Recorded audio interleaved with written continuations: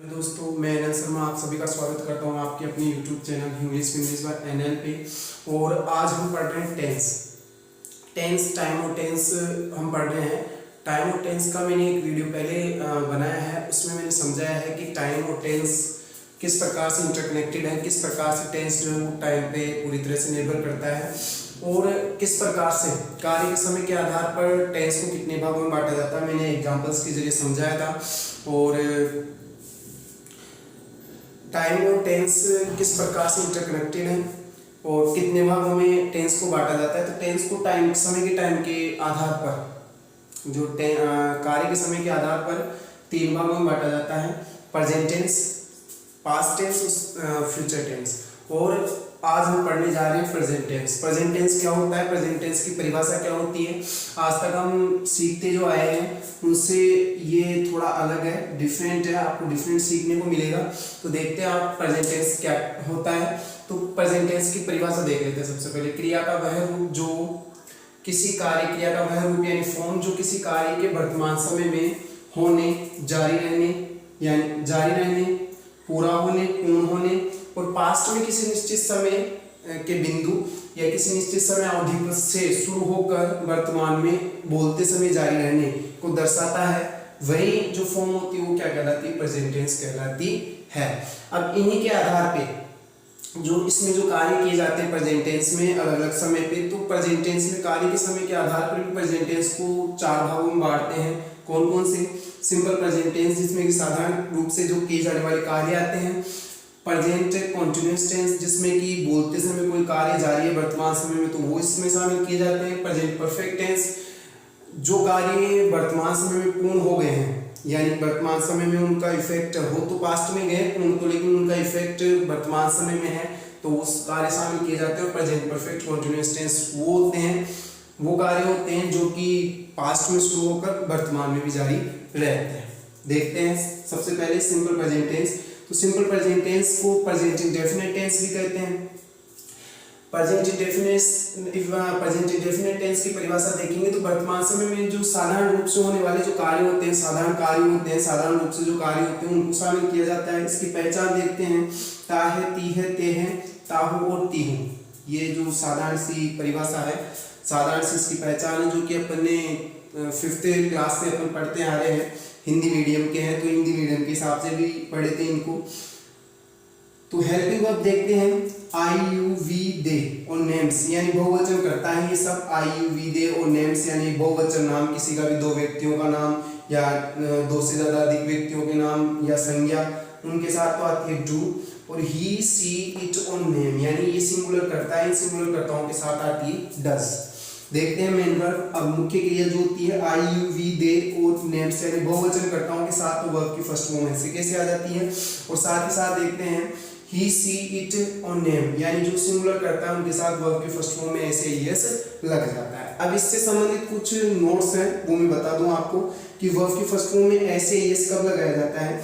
Verb की first form में ऐसे यस यदि क्रिया शब्द के अंत में O, E, O, S, double S, S, H, C, H, Z और एक्स अगर आता है तो इसमें ईएस लगाया जाता है, अन्यथा क्या लगाया जाता है, एस लगाया जाता है। दूसरा इसका नोट देखेंगे, हेल्पिंग वर्ब जो डू और डज है, इसका प्रयोग केवल निगेटिव वाक्यों में और इंटरोगेटिव यानी क्वेश्चन वाले वाक्यों में किया जाता है। और निगेटिव यानी नॉट वाले वाक्यों में और इंटरोगेटिव यानी क्वेश्चन वाले वाक्यों में। और जो वर्ब की फर्स्ट फॉर्म, वो वर्ब की फर्स्ट फॉर्म में ऐसे ही यस है, उसका प्रयोग केवल इस टेंस के पॉजिटिव वाक्य में किया जाता है, बिना हेल्पिंग वर्ब की इसके इस टेंस के पॉजिटिव वाक्य में इसका प्रयोग किया जाता है। सिंपल प्रेजेंट टेंस के प्रयोग देखते हैं। सिंपल प्रेजेंट टेंस अब ये बोल सकता हूँ डू, डज, वर्ब की फर्स्ट फॉर्म या वर्ब की फर्स्ट फॉर्म में ऐसे ही इसका प्रयोग देखते हैं अपन। तो पहला जो प्रयोग है वो पहला प्रयोग ये है कि रेगुलर एक्शंस, यानी कोई भी कार्य जो रेगुलर किए जाते हैं, जिनको रेगुलर कार्य को बताने वाले कुछ शब्द होते हैं, उन शब्दों के हिसाब से अगर वो शब्द अगर किसी वाक्य में है तो ये टेंस काम में लिया जाता है। इसके हिसाब से ये जो डू, डज वर्ब की फर्स्ट फॉर्म है, वर्ब की फर्स्ट फॉर्म में ऐसे ही इस काम में लिया जाता है। तो देखते हैं वो शब्द कौन से हैं। डेली, ऑलवेज, डेली का मतलब रोजाना, ऑलवेज का मतलब हमेशा, ऑफन, ऑफन का मतलब अक्सर, अक्सर कभी कभार, समटाइम्स यानी कभी कभार, जनरली, जनरली मतलब सामान्य रूप से, यूजुअली साधारण रूप से, या सामान्य रूप से, ओकेजनली कभी कभार, ओकेजनली मतलब आवश्यक मतलब अवसरों पर, या कोई कभी कभार ही बोल सकते हैं इसको भी, हैबिचुअली यानी आदतन कोई कार्य आप करते हो तो उसके लिए इस टेंस का प्रयोग किया जाता है। इच, एवरी और इच के साथ अगर डे दिया हुआ हो, वीक दिया हुआ हो, मंथ दिया हुआ हो, ईयर दिया हुआ हो, संडे किसी दिन का नाम दिया हुआ है, किसी मंथ का नाम जुलाई दिया हुआ हो, तो भी इसी टेंस का प्रयोग करते हैं। वंस, ट्वाइस, थ्राइस ये बताता है बारंबारता को। वंस का मतलब एक बार, ट्वाइस का मतलब दो बार, और थ्राइस का मतलब 3 बार, यानी कोई कार्य आप दिन में 2 बार करते हो, 3 बार करते हो, सप्ताह में 1 बार करते हो, 2 बार करते हो, 3 बार करते हो। तो इस प्रकार के वाक्य में अगर वंस, ट्वाइस और थ्राइस के साथ अगर इनमें से कोई भी शब्द आ जाए तो ये टेंस भरा जाता है, ये इस टेंस का प्रयोग किया जाता है। ऑन संडेज अगर आ जाए आपके, ऑन मंडेज यानी कोई भी दिन का नाम आ जाए, अगर किसी भी दिन का नाम अगर आ जाए और उसमें एस लगा हुआ हो, ऑन लगकर एस लगा हुआ हो, तो इस टेंस का प्रयोग करते हैं। साथ ही साथ अनियमित क्रियाओं के लिए भी इस टेंस का प्रयोग करते हैं। अनियमित क्रियाएं कौन सी? जैसे रेयरली, मुश्किल से कोई कार्य किया जाता है यानी नियमित नहीं होता।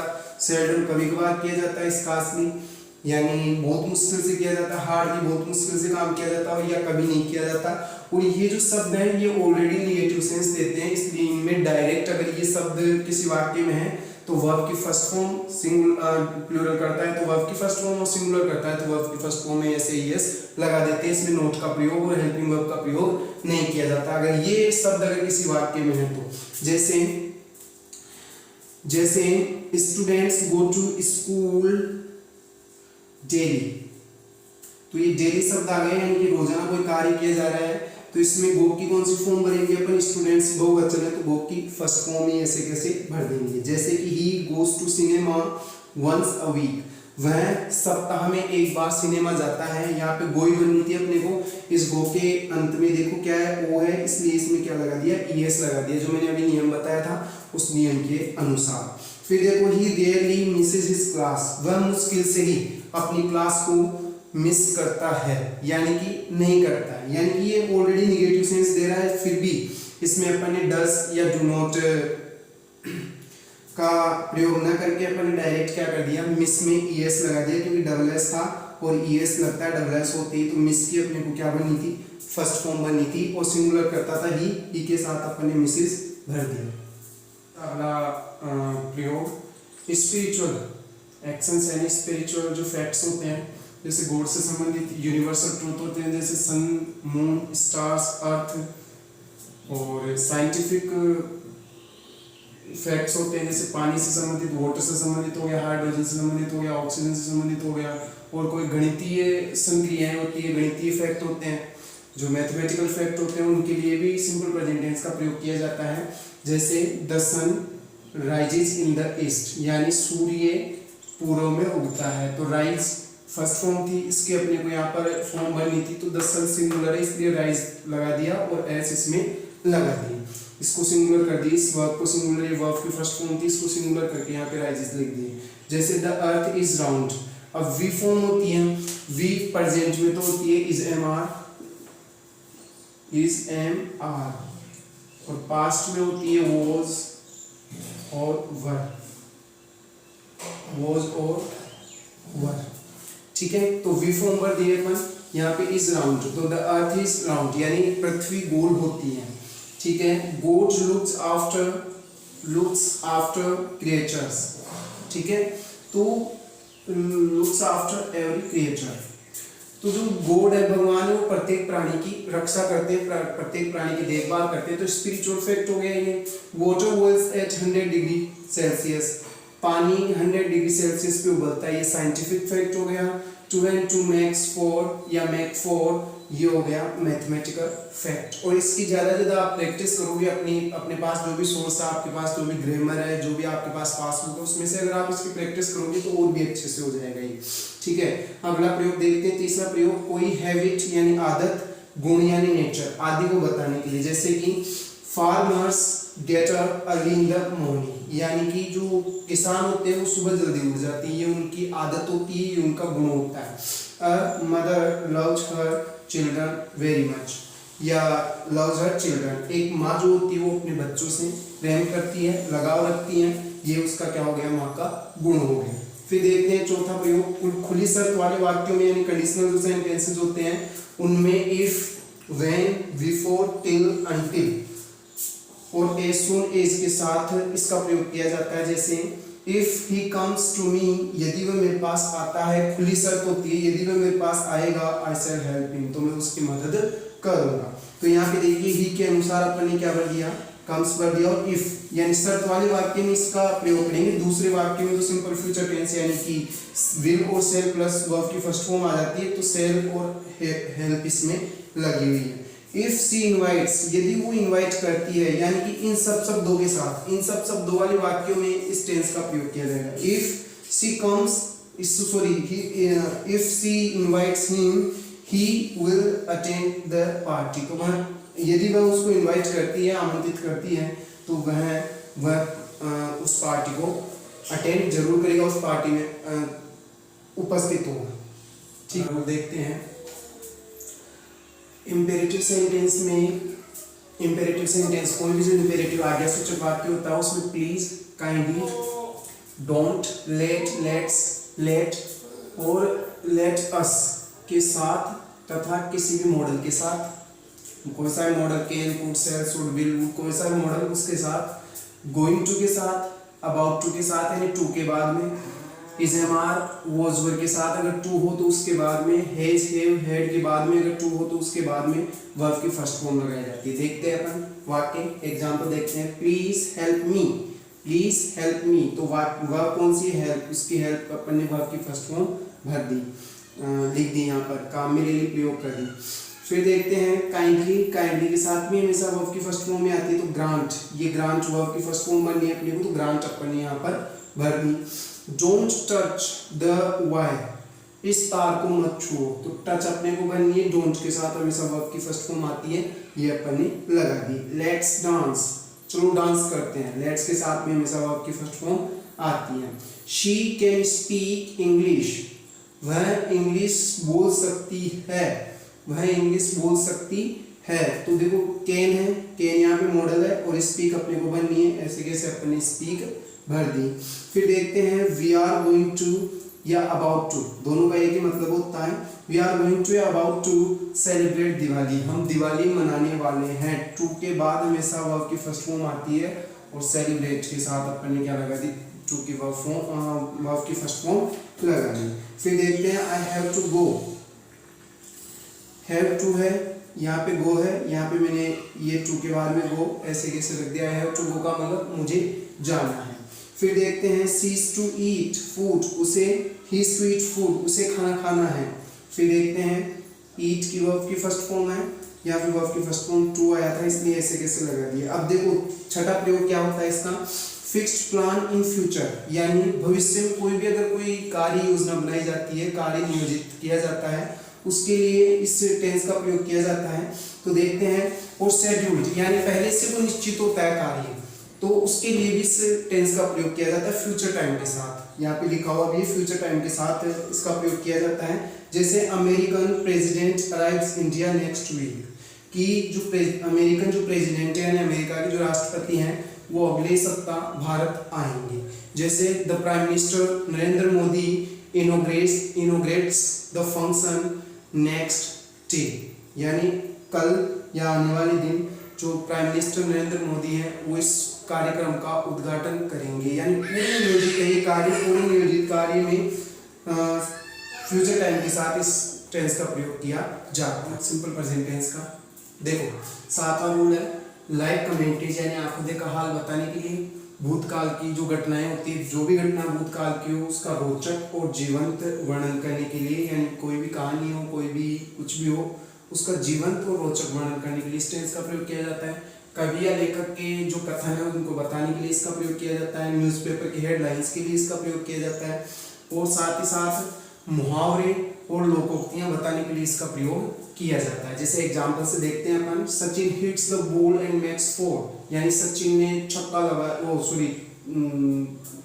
बॉल को मारा और चौका लगा दिया। फिर देखते हैं the the king arrives and here's the case, राजा आता है और फिर मामले को सुनता है, मामले की सुनवाई करता है। तो ये हो गई पास्ट की बात, ये हो गई आंखों देखा हाल, कमेंट्री हो गई।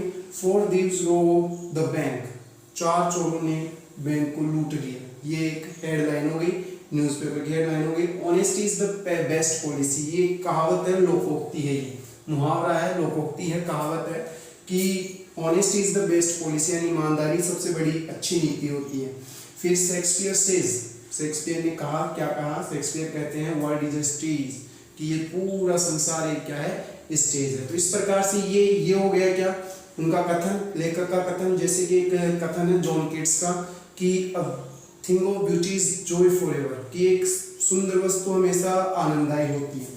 फिर अगला 8वां रूल देखते हैं, इस टेंस का प्रयोग किस किस के लिए किया जाता है। देखो किस चीज के लिए किया जाता है, मेंटल एक्टिविटी बताने के लिए, यानी मानसिक क्रिया बताने के लिए, जैसे कि नोटिस, कोई ध्यान देना किसी चीज की ओर, रिकॉग्नाइज करना किसी चीज को, पहचानना, मैं इसे पहचानता हूँ। अब ये केवल और केवल सिंपल प्रेजेंट टेंस में काम में आएगा। अगर नोटिसिंग लगा दिए तो नोटिसिंग गलत हो जाएगा, इसमें आईएनजी फॉर्म कभी भी नहीं लगती है। इसकी फर्स्ट फॉर्म और थर्ड फॉर्म लग सकती है, लेकिन इसमें आईएनजी फॉर्म कभी भी नहीं लग सकती है। मेंटल एक्टिविटीज में, फीलिंग और इमोशंस में और पोजेशन में कभी भी, पोजेशन की जो एक्टिविटीज है इनमें कभी भी